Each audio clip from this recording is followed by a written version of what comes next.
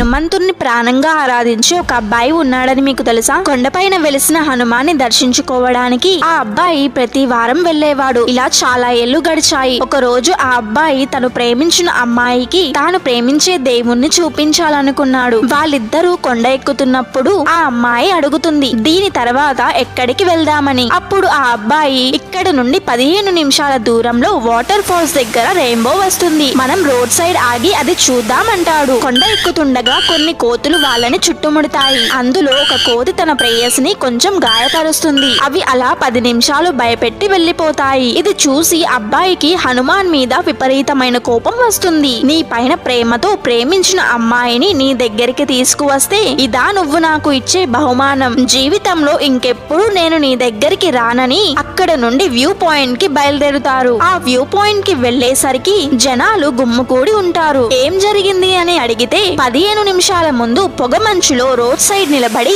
View చూస్తున్న ఇద్దరిని lorry గుద్దేసింది అని చెబుతారు. ఆ అబ్బాయికి ఇది విన్న తర్వాత మాటలు రాలేదు. కాసేపటి క్రితం వీళ్ళని కోతులు చుట్టుముట్టకపోతే ఇప్పుడు చనిపోయిన వాళ్ళ ప్లేస్ లో వీళ్ళిద్దరూ ఉండే వాళ్ళని తను ఆరాధించే దేవుడు ఇలా ప్రవర్తించడానికి కారణం ఇదే అని తెలుసుకొని హనుమంతుడికి నమస్కరిస్తాడు. ఈ విషయాన్ని మొదటిసారి విని ఉంటే మన ఛానల్ ని సబ్స్క్రైబ్ చేసుకొని జై హనుమాన్ అని కామెంట్ చేయండి.